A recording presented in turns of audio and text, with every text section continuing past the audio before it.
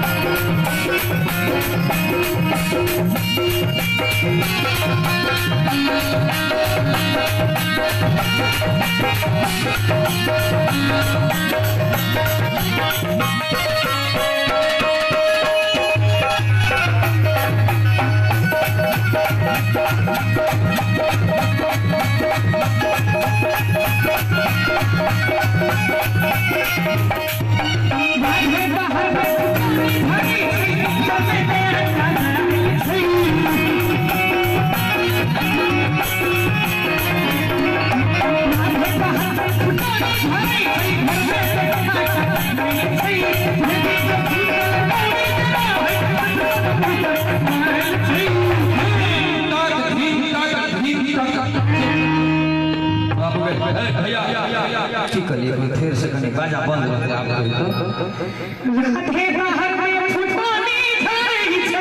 अच्छा बिल्कुल जेबी में फूटल कौड़ी है इनाम वाला पाई पर इतना आई छै हाय पिंटू भैया आई जेबी में नहीं आई बैग में 8 टा डेबिट कार्ड छै 6 टा क्रेडिट कार्ड छै जत ठार है ओत गेल भी खाट खरीद सकै छी हमरा खेत लगती है मोदी जी कहलखिन cashless India digital India cashless मतलब कैशलेस थोड़े कहलखिन कैशलेस मतलब पैसा विहीन आ पैसा विहीन के मतलब है जे आई काल कार्ड दियो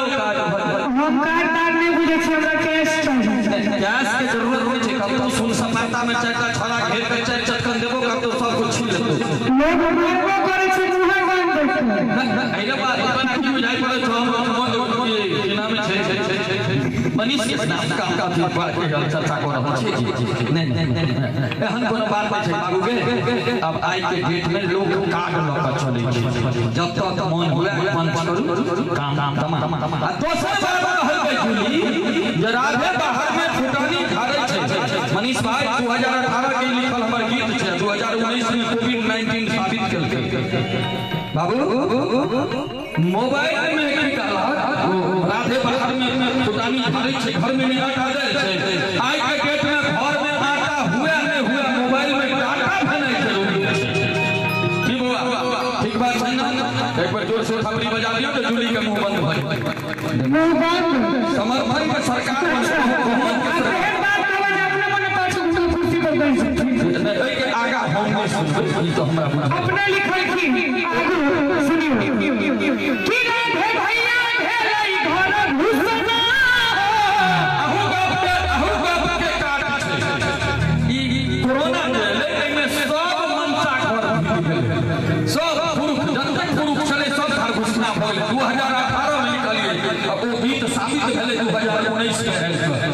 लागल रहे छै कवि के कल्पना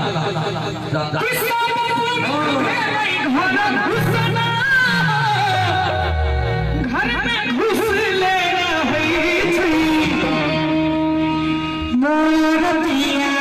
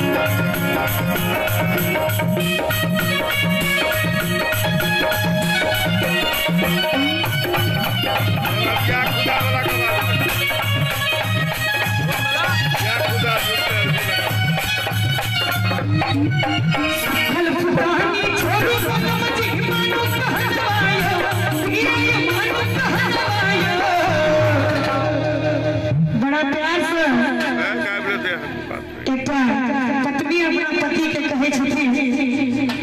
सफल फुटानी छोड़ू गोलम जी अरे मानो कहलवायो पिया यो मानो कहलवायो पिया यो हमर पसंद के पायल मंगाउने हर हर से भइयो पिया यो हमर पसंद के पायल मंगाउने हर हर से भइयो सफल फुटानी छोड़ू गोलम जी